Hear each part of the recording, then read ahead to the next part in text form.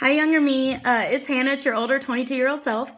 I'm just here as almost an extension of the letter that I wrote to you. It was a part of the assignment that I talked about in my African American communications class.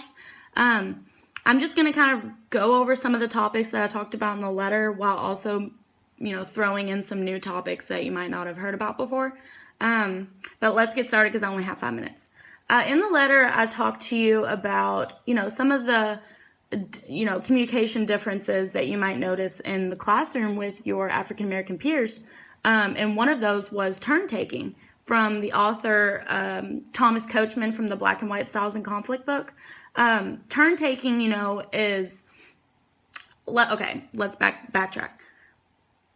The Black style of turn taking is not even turn taking. It's claiming the floor. It's coming in and stating your opinion, given those 1 or 2 points and moving on, letting the next person go, and maybe coming in later with your points that are relevant, that matter. But, as a white girl, you have always been taught by your parents and by some of your teachers to raise your hand, sit there, wait to be called upon, and talk as long as you want to get that point out, however long that may be, which could be rude to in the eyes of your Black classmates because they're trying to get their points in, but because you're raising your hand, they feel as that that's what they have to do.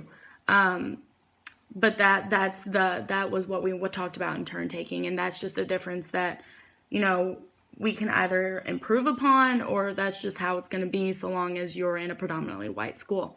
And that's just what your Black counterparts may have to just deal with. I mean, there may not be any changing that for them. The next thing we talked about was cultural differences in the way that some of these students might act in your Black counterparts. And, that's how they express themselves. They might feel required, even by their parents, to express their feeling in a spontaneous way and to be individuals and to say what they feel in that moment without permission of authority.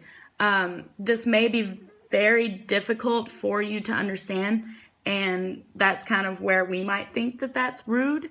But for them, that's just how they were raised. That's their values. That's just, what they do on a daily basis. They're going to say how they feel, and they're going to be impulsive, and they're going to have so much energy when they speak that it might make you kind of be backed into a corner. And as a Caucasian female, you have always been taught from a young age to kind of pull in and rein in your thoughts and your feelings, and not to completely express yourself, especially in a public setting, because that's just not the way of doing things. But that's just a few examples of cultural differences that we not only learned from this book, but we actually learned that from the communication competence reading and from Coachman's book as well.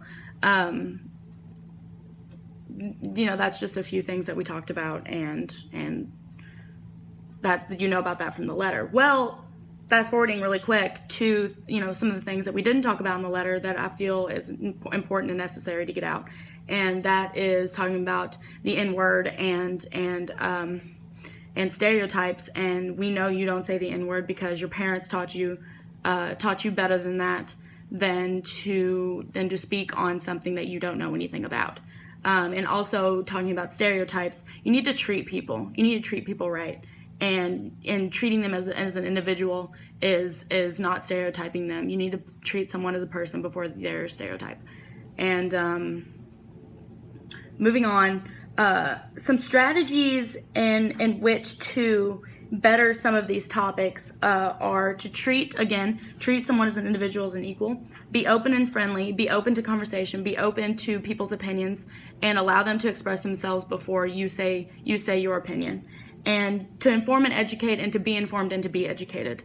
All these need to be in the mix with each other in order to get your point across and to have a better world.